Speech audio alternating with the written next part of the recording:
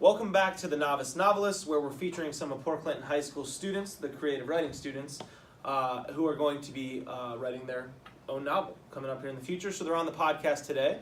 We're actually not interviewing them about the novel today. Today we're going to do part 2 of our discussion about which novels have the best film adaptations, which books became the best movies. So today I'm going to kind of throw it to the two that are on the podcast. We're lucky to have Bennett Jones and Alisa Matthews, both seniors here at Port Clinton. And Alisa, would you tell us a little bit about yourself? My name is Alisa Matthews. I'm a Port Clinton High School senior, and I'm in the marching band. All right, thanks. Great to have you on here. Bennett, what about you? I'm Bennett. I am also in the marching band, and that's it. That's it? That's it. Nothing else? You're excited to be on the podcast? I am excited to be All on right, the well, we're podcast. excited you're on here. All right, so which books have the best movie? I feel like there's some really popular recent answers for this question, so I'm curious as to what you two think. So Bennett, let's start with you. What do you got? I like to look back to one of my favorite movies that got produced from a novel, and that's definitely The Lord of the Rings.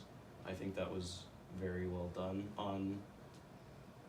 when they took some stuff out of it, I still think that they kept the story the same that it was. Okay. Without changing it too much. Okay, so did you read all the Lord of the Rings? I read most of It. Okay, you see all the movies? Yes. Okay, and you loved the way that they were able to translate the movies, okay? So that's a pretty popular one and somewhat recent, I would say, Lord of the Rings.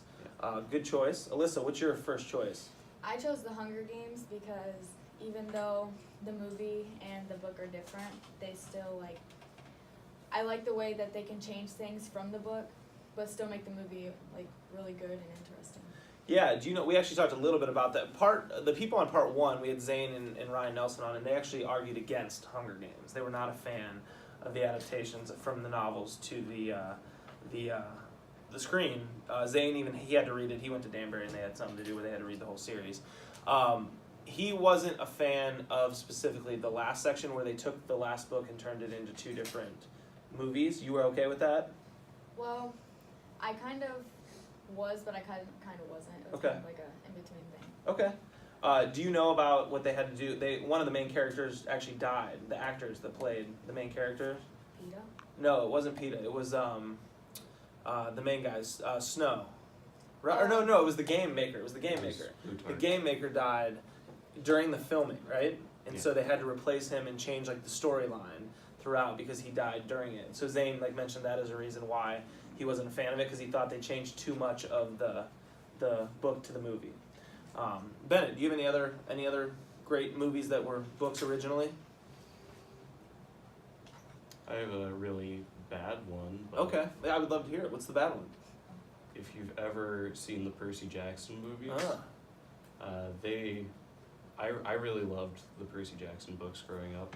I read them probably 6-7 years ago. That's when I started reading them, and I really loved the books. And when I saw the movies, I was not so happy because they took everything that was in the books and they just kind of changed it. It wasn't even the same story at the end of it.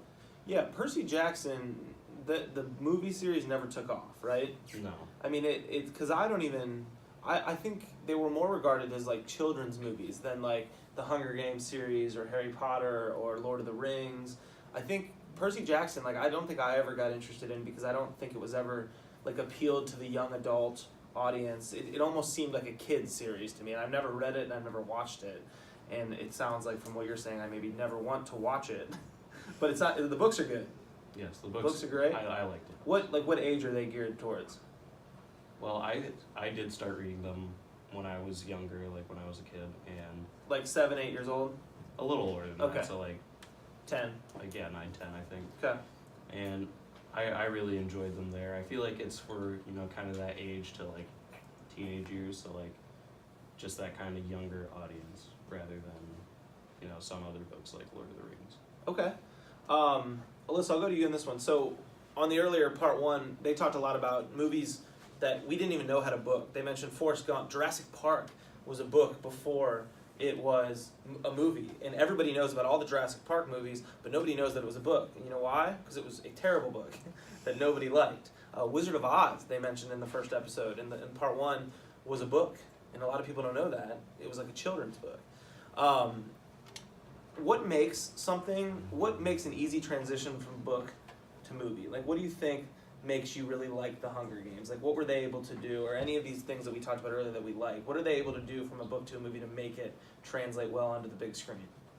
Well, they left out a bunch of stuff that was in the book when they went into the movie, so I thought it was like pretty cool that like even though like they left out some of the very important things that like were like signs in the movie, like they still found a way to like figure out how to like put it all together. Okay. So You think like the books that become movies where they're able to choose like the very best details, yeah. that because you got to pick the right ones, because you can't pick every detail from a book, right? So you got to choose the right ones, and if you choose any of the wrong ones along the way, your fans are going to be disappointed that something wasn't included in the book. Bennett, any closing thoughts here?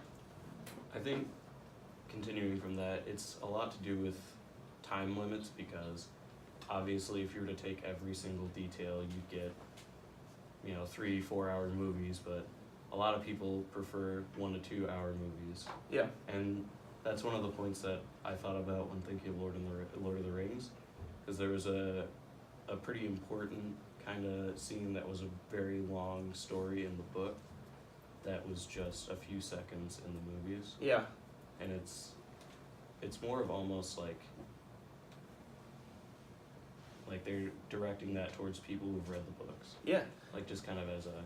And that's even with, like, The Lord of the Rings has really long movies, as does, like, Harry Potter. Like, some of these movies that we mentioned are really long, so they're trying to get as many details as they possibly can into the movie. It's just impossible to get all of them because a book has filled with so many more details than a movie gets.